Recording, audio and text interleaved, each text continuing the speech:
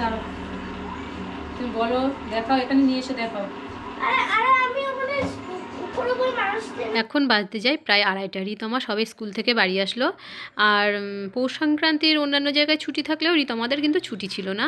বাড়ি আসার পর বললাম যে তাড়াতাড়ি স্নান টান করে নে, আমার আজকে অনেক কাজ আছে, আমি কিন্তু বেশিক্ষণ তোর পিছনে সময় দিতে পারবো না। তো এখানে দেখো 2 রকম চাল ভিজিয়ে রেখেছি, একটা হলো সিদ্ধ চাল আর একটা হলো আতপ চাল। সিদ্ধ চালটা ফার্স্ট সকালে উঠেই ভিজিয়ে রেখেছিলাম, আর আতপ চালটা এই ঘন্টা দেড়েক আগে ভিজিয়ে দিয়েছি।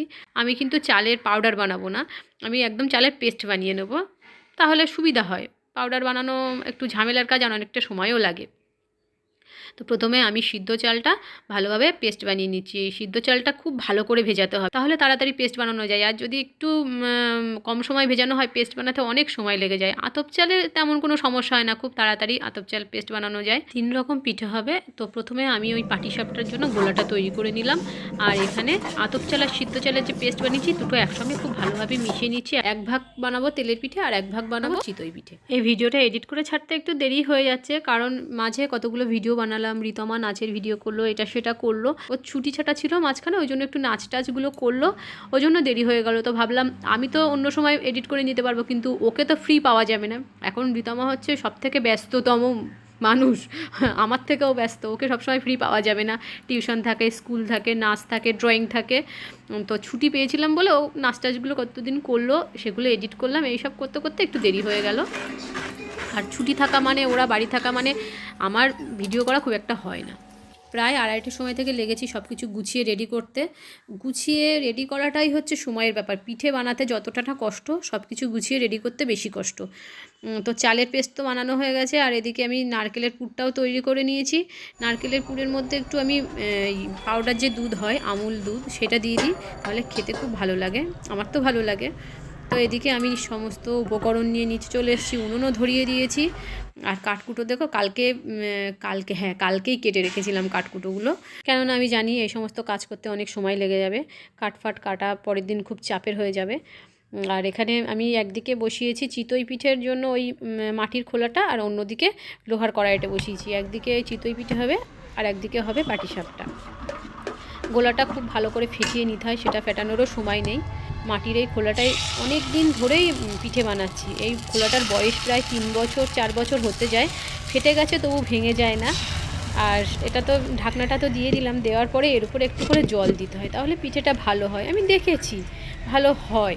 এই মাটির সরাটার উপরে জল দিচ্ছি, গরমে গরমে না বাষ্প হয়ে এই ভিতরটা বেশ একটা জলীয় বাষ্প ভাব থাকে, ভিতরটা ভেজা ভেজা থাকে, পিঠেটা নরম হয়।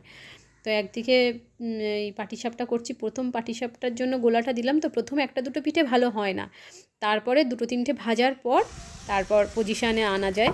তো দিদি এদিকে পাটিসাপটাটা করছে আর আমি ওদিকে চিতই পিঠেটা বানাচ্ছি। মোট 3 রকম পিঠে বানিয়েছিলাম, চিতই পিঠে, পাটিসাপটা আর তেলের পিঠে। আর চিতই পিঠেও কিছুটা দুধের মধ্যে ভিজিয়ে দিয়েছিলাম, সেটাও খেতে খুব ভালো লাগে। তো ফিরে এসেছি 2 দিন পর, এখন বাজে সকাল 5:30। আজকে যেহেতু কুয়াশা পড়েনি, সেজন্য বাইরেটা পরিষ্কার দেখা যাচ্ছে, আর কুয়াশা পড়লে সেদিন 5:30টার সময় অন্ধকার থাকে। কাল কিন্তু টিপটিপ করে বৃষ্টি হয়েছিল, মেঘলা ওয়েদার, তবুও বাইরেটা পরিষ্কার যেহেতু কুয়াশা নেই। তো এখন আমি টিফিন বানাচ্ছি। রিতমা স্কুলে যাবে, রিজু আজকে স্কুলে যাবে না, ওর আজকে একটা ম্যাচ আছে, সেখানে যাবে। রাত্রেবেলায় আমি সবজি টবজিগুলো কেটে রেখেছি, জানি আজকে আমার 10টার মধ্যে সমস্ত কাজকর্ম কমপ্লিট করে নিতে হবে। তো একদিকে পরোটা বানানোর জন্য আটাটা মাখলাম, আর এদিকে আলু ভাজা করছি। আজকে রিতমাকে টিফিনে দিয়ে দেবো আলু ভাজা পরোটা, রিজু টিফিনে এটাই নিয়ে যাবে। যদিও আলু ভাজা পরোটা খুব একটা খেতে চায় না, শুকনো খাবার খেতে পারে না, তবুও কিছু করার নেই, এটাই নিয়ে যেতে হবে, কেননা এক একজনের জন্য এক এক রকম টিফিন বানানোর সময় নেই। আগে টিফিনটা বানাতে হবে, কারণ রিতমা স্কুলে যাবে। তো পরোটা আর আলু ভাজাটাকে করে নিচ্ছি, তারপর তরকারিগুলো রান্না করব, ও স্কুলে যাওয়ার পর শুরু করব। পরোটা ওর সাধারণত 3 কোনা করে বেলে দিতে হয়। 3 কোনা পরোটা করতে গেলে অনেক সময় লাগে। ওর একটা ধারণা পরোটা মানেই 3 কোনা হবে, গোল পরোটা হয় না, গোল মানে সেটা রুটি। এটা বানাতে 3 কোনা পরোটা বানাতে অনেকটা সময় লাগে। তো ওকে বুঝিয়ে বুঝিয়ে এখন রাজি করেছি যে পরোটা সবসময় 3 কোনা হয় না, গোল পরোটাও হয়।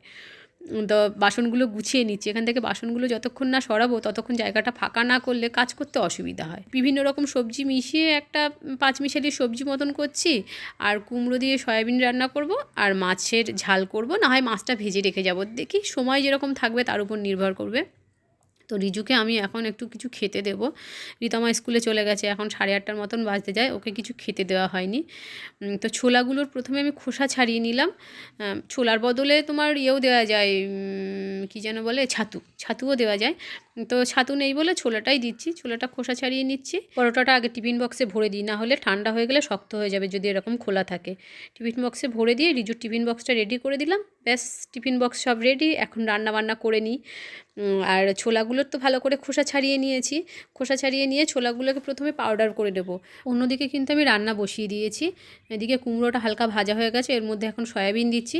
মানে ঠাকুর যদি আরও কতগুলো হাত দিয়ে পাঠাতো কী ভালো যে হতো, টাইমের মধ্যে কাজগুলো করতে পারতাম, কষ্টটাও কম হতো। সামনের দুর্গাপুজোয় ঠাকুরের কাছ থেকে কতগুলো হাত ধার চেয়ে নেব, বলবো যে মা পেরে উঠছি না, কতগুলো হাত ধার দিয়ে যাও, পরের বার আসবে যখন ফেরত দিয়ে দেব।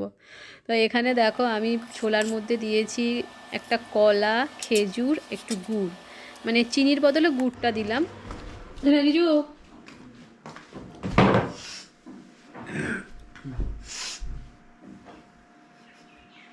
খাও খাও খাও, একদম ঢকঢক করে খেয়ে নাও। খুব খারাপ খেতে আছে, খুব খারাপ খেতে, কিন্তু ভালোর জন্য খেতেই হবে। এখন আমি চলে এসেছি ছাদে মাছ কাটার জন্য। ছাদে প্রচণ্ড হাওয়া, আর যেহেতু কালকে হালকা হালকা বৃষ্টি হয়েছে, ওয়েদারটাও মেঘলা, হাওয়াটা যেন মানে কি বলবো দিচ্ছে, অন্তর পর্যন্ত ঠান্ডা হয়ে যাচ্ছে। কিন্তু মাছ কাটার জন্য উপরে আসতেই হলো। ওই ঘরে নে, ওই ঘরে। এখন 10:30 বাজে, আর আজও আমাকে বেরোতে হবে। মাসি সকালবেলা এসেছিলো, মাসিকে বললাম যাও মাসি, তোমার আর কাজ করতে হবে না, কেননা তুমি না বলে কয়ে হুটখাট কামাই করছো। এবার একদিন হয় ঠিক আছে, পরপর 2 দিন, কখনো 3 দিনও কামাই করছে, তাহলে আমার খুব অসুবিধা হয়। মানে অসুবিধার জন্য তোমাকে রাখা, তোমাকে রেখে যেন অসুবিধা আরও বেশি হচ্ছে। আমি যদি জানি কেউ কাজে আসবে না, আমি রাত থেকে কাজগুলো গুছিয়ে রাখতে থাকি, কিছুটা বাসন মেজে রাখি, অনেক কাজ গুছিয়ে রাখি। তো না আসলে তখন সমস্যা হয়ে যায়, সকালবেলা পেরে উঠি না। যেমন আমি ভেবেই রেখেছিলাম আজকে মাসি কাজে আসলে বলবো মাসি তোমার আর কাজ করতে হবে না, তো সেজন্য রাত্রেবেলা অনেক কাজ গুছিয়ে রেখেছিলাম। তো এখন আমি পুরোপুরি রেডি হয়ে গেছি, 10 মিনিট হাতে সময় আছে। বাসন পুরোটা মাজতে পারিনি, কিছুটা মেজেছি আর কিছুটা আছে, মানে যেগুলো লাগবে থালা গ্লাস গ্লাস ওইগুলো মেজে নিয়েছি, আর কড়াই টড়াইগুলো আছে ওগুলো এসে মাজবো। আর যেহেতু দেখছি হাতে 10 মিনিট সময় আছে, ঘর সকাল থেকে এগুলো ঝাড় দেওয়া হয়নি, ওই জন্য এখন ঘর ঝাড় দেবো বলে ঝাঁটা নিয়ে রেডি হয়েছি। তো বউ যখন কাজের মাসি হয়, ছিঁড়িটা এরকমই হয়, লিপস্টিক, কাজল, মেকআপ টেকআপ করে সুন্দর ড্রেস পরে ঝাঁটা হাতে এখন ঝাড় দিয়ে নিই। 10-12 মিনিট আমার ঘর ঝাড় দেওয়া হয়ে যাবে, রিজুরও খাওয়া হয়ে যাবে। এখন আর কথা বলার সময় নেই।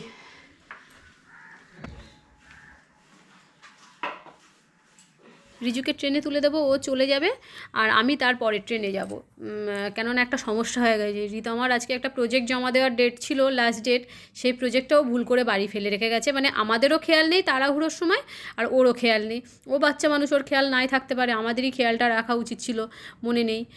যাই হোক, এখন দেখছি প্রজেক্টটা টেবিলের ওপরে রাখা, ওই জন্য রিজুকে মানে শিয়ালদার দিকে যে ট্রেনটা যাবে ওই ট্রেনে তুলে দেবো, আর আমি ডাউন ট্রেনে ক্যানিং যাব, গিয়ে স্কুলে গিয়ে ওর প্রজেক্টটা দিয়ে তারপরে পরের ট্রেন ধরে আমি যাব রিজুর ওখানে। রিজুকে এখন একা একাই ছেড়ে দিই, যেদিন দেখি লেডিস ট্রেনে যাচ্ছে ভিড়টা কম থাকে সেদিনও একা যাই, রবিবার করে আমি যাই, খুব সকালে যেতে হয় তো সেদিন খুব ভিড় থাকে, সেই জন্য যাই।